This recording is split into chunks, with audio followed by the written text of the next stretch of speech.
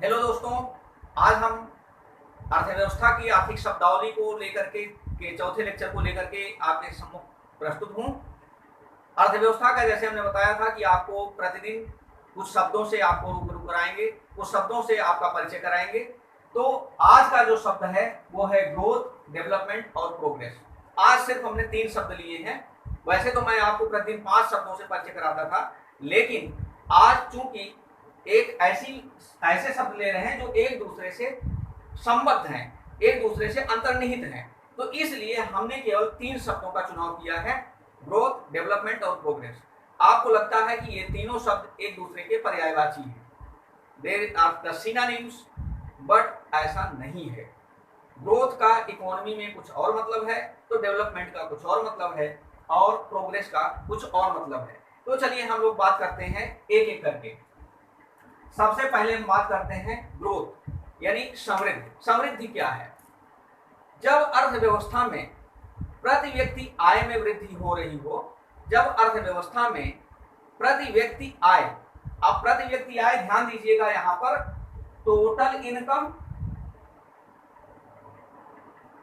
Divided by total population, total population,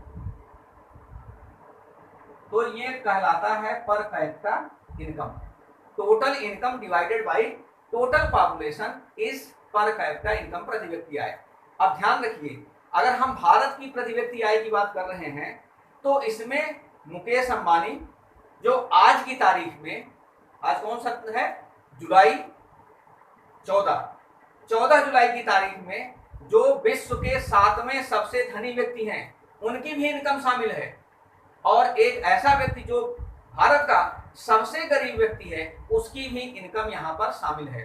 तो यानी प्रति व्यक्ति आय वास्तव में वास्तविक अर्थव्यवस्था की वास्तविक स्थिति का द्योतक नहीं है। अगर अर्थव्यवस्था में प्रति व्यक्ति आय में वृद्धि हो रही हो, अर्थव्यवस्था में जीडीपी में ग्रोथ हो रहा हो, जीडीपी के आंकड़े बढ़ रहे हो, सकल घरेलू उत्पाद जिसको कहते हैं gross domestic product, national income chapter जब मैं आपको पढ़ाऊंगा तब मैं उसमें आपको बताऊंगा कि ग्रॉस नेशनल प्रोडक्ट कैसे कैलकुलेट करते हैं और किसको कहते हैं। तो यहां पर सिर्फ इतना समझ लीजिए, सकल घरेलू उत्पाद में वृद्धि हो रही हो, प्रति व्यक्ति आय में वृद्धि हो रही हो, तो हम कहेंगे अर्थव्यवस्था में समृद्धि है, ग्रोथ है। इसका मतलब ये हुआ कि समृद्धि एक संख्यावाचक दृष्टिकोण है। यानी जब हम अर्थव्यवस्था के विकास की बात करते हैं न्यूमेरिक टर्म्स में, अगर अर्थव्यवस्था के ग्रोथ की हम बात कर रहे हैं न्यूमेरिक टर्म्स में, तब वो क्या कहलाएगा, ग्रोथ। लेकिन अगर अर्थव्यवस्था में हम वास्तविक जीवन स्तर में वृद्धि की बात करना शुरू कर दें, वास्तविक जीवन स्तर का मतलब क्या है, वास्तविक जीवन स्तर से मतलब क्या क्या है, शिक्षा का स्तर, शिक्षा, स्वास्थ्य, रहन सहन, स्वच्छ पेयजल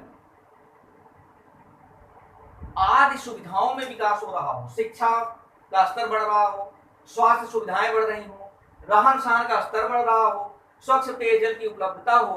अर्थात अगर दूसरे शब्दों में कहें तो जीवन प्रत्याशा, औसत जीवन प्रत्याशा, यानी एक व्यक्ति कितने वर्ष तक औसत रूप से जीवित रहता है, भारत में प्रति व्यक्ति कितने वर्ष तक लोग जीवित रहते हैं एवरेज रूप से, तो ऐसे इसको हम क्या कहते हैं, जीवन प्रत्याशा। यानी अगर जीवन प्रत्याशा हमारी बढ़ रही है, लाइफ एक्सपेक्टेंसी बढ़ रही है, तो हम कहते हैं कि अर्थव्यवस्था में विकास हो रहा है, डेवलपमेंट हो रहा है।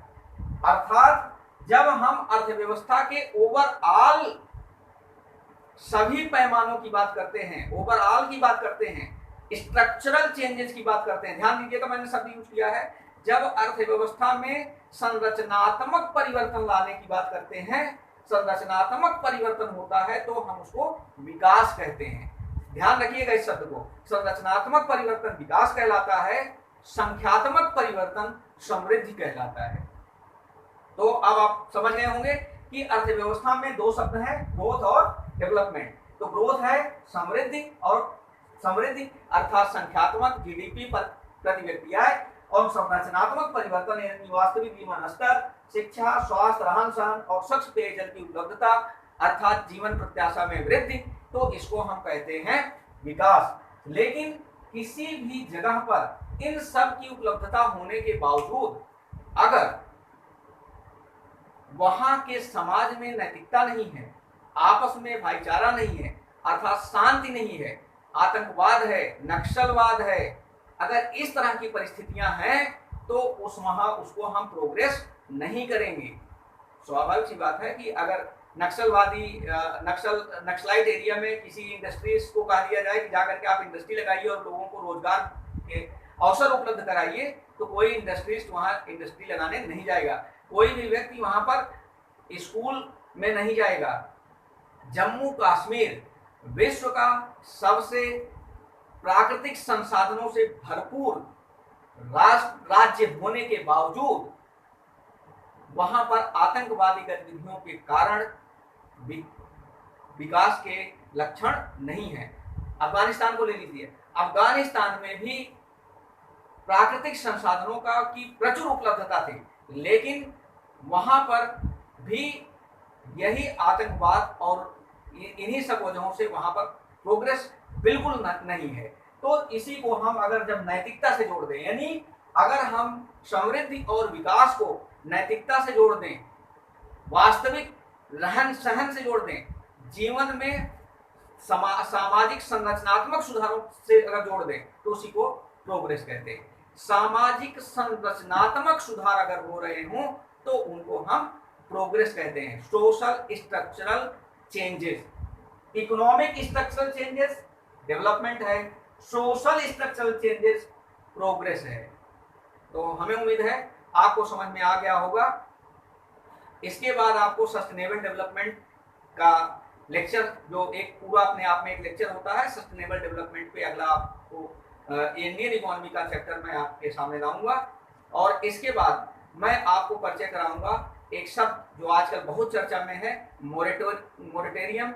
मोरेटोरियम के साथ साथ आपको बुलेट पेमेंट, बैलून डेप्थ से भी आपका परिचय कराऊंगा। तो अगले मिलते हैं फिर अगले वीडियो में। आज के लिए इतना ही, बहुत बहुत धन्यवाद।